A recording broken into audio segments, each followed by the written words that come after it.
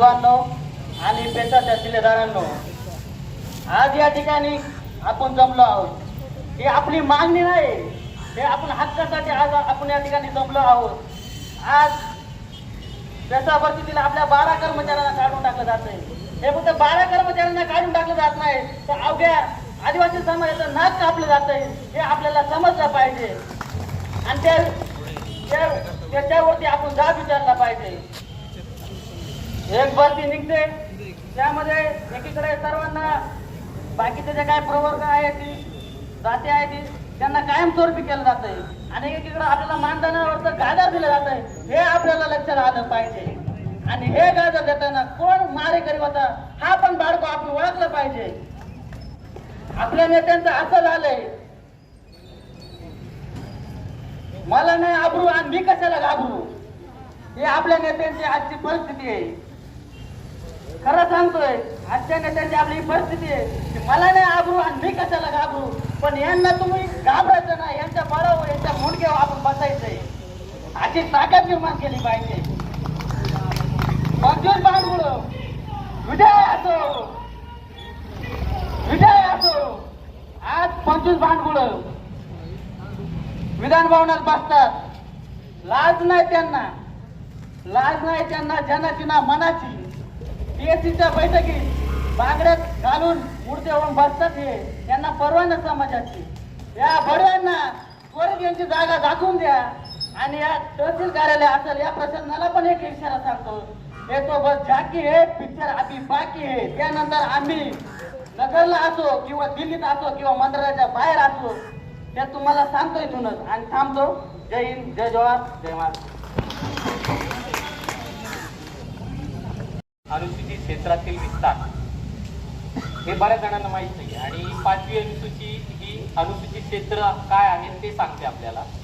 त्या अनुसूचित क्षेत्रासाठी राष्ट्रपतींनी जे 1996चा कायदा केला, त्यांना एक विशेष अधिकार प्राप्त होतो.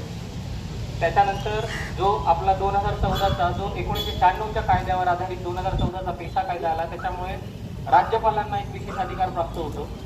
त्या विशेष अधिकाराअंतर्गत आपले 17 संवर्गातील पदभरती ही करणं खूप गरजेचं आहे. तर ती 17 संवर्गाची पदभरती का करायची असते पेशा क्षेत्रामध्ये? पेशा क्षेत्रातली ज्या चालीरीती असतात, बोलीभाषा असते, या बोलीभाषांचा जो गाभा असतो, त्याच्यामुळे तुमच्या पेशा क्षेत्रातील व्यक्तींना किंवा जे उमेदवार असतील त्यांना नोकरीची संधी मिळते. पेशा क्षेत्रातील या व्यक्तींना जर नोकरीची संधी मिळाली तर त्यांना आपल्या गावाबद्दल माहिती असते आणि या माहितीच्या आधारे ते आपल्या गावचा विकास सक्षमपणे करू शकतात. उद्या इथे जर भविष्यात दुसऱ्या समाजातील किंवा दुसऱ्या बाह्य क्षेत्रातील लोक येऊन स्थायिक झाले, त्यांना इथल्या समाजाची एवढी माहिती नसते. आपले बोर्ड आहे किंवा इतर चालीरीती आहेत, आपण जे आपलं जंगल जमीन आहे जे वेगवेगळं आहे, आपली जी पडती म्हणजे आपण पारंपरिक वेशभूषा आहे, आपली जी भाषा आहे, ही जी जपावी, त्यासाठी पेशा कायदा काढला होता. आणि आज हा पेशा कायदा फक्त कागदावर राहिलेला आहे. पेशा कायद्याची प्रभावीपणे अंमलबजावणी होत नाही. पेशा भरती 2023ला झाली. 2023ला भरती झाल्यानंतर सगळ्यांनी प्रॉपर पद्धतीने फॉर्म भरले, परीक्षा दिल्या, त्यांची कागदपत्र पडताळणी झाली, सगळे मेरिटमध्ये बसवले. त्यानंतर त्यांना सगळ्यांना नियुक्त दिलं. 1.5-2 वर्ष काम केल्यानंतर या सगळ्या याच्यापैकी उमेदवारांपैकी 12 जणांना कार्यमुक्त केलं. कोणतेही पूर्वसूचना देता कार्यमुक्त केलं नाही. आता हे यासाठी पात्र नव्हते का? तर सगळ्या जे काही गुणवत्ता होती, जी काय होती, त्या सगळ्यामध्ये पात्र होते. पण हा अन्याय फक्त याच्यासाठीच का? त्यावेळी 2 वर्षापूर्वी नियुक्त्या देताना बिगर पेशा क्षेत्रातील लोकांना नियुक्त्या ह्या परमनंट स्वरूपाच्या देण्यात आल्या आणि पेशा क्षेत्रातील मुलांना मानधन तत्वावर दिल्या.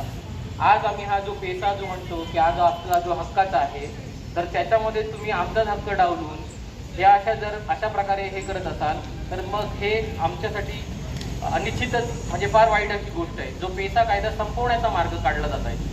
11 फेब्रुवारी 2026ला एक GR आला होता. त्या GR मध्ये असं सांगितलं होतं की पेशा क्षेत्रामध्ये म्हणजे सुप्रीम कोर्टाने सांगितलं होतं की 50% जी भरती आहे ती जर व्यवस्थित जर चांगल्या पद्धतीने प्रॉपर पद्धतीने झाली असेल तर तुम्ही ही कायमस्वरूपी पद्धतीने करा आणि उर्वरित कोणालाही काढू नका किंवा अशा प्रकारे आदेश नव्हते.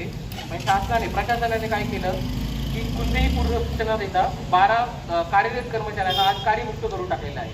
हा जो त्यांच्यावरचा अन्याय आहे हा दूर केलाच पाहिजे. काय होतं, आज आपल्या पेसा क्षेत्रातील कुठला एखाद्या कुटुंबातील व्यक्ती नोकरीला लागल्यावर आपण काय म्हणतो, त्या समाजाची एक प्रगती होते, ती पिढी सुधारली जाते.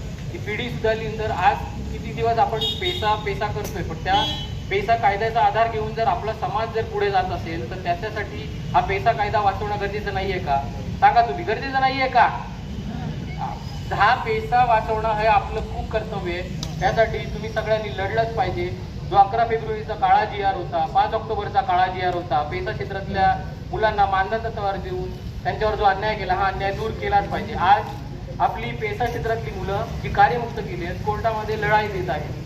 तुटपुंजा निधी असतो, त्या निधीच्या आधारे ते आज लढाई लढतात. त्या लढाईच्या मार्गातून त्यांना आता थोडंफार स्टे मिळालेला आहे, पण पुनर्नियुक्ती कधी मिळाली नाही. जसं कोर्टाने आपल्याला सांगितलं होतं किंवा शासनाने जो निर्णय दिला होता त्याच्यामध्ये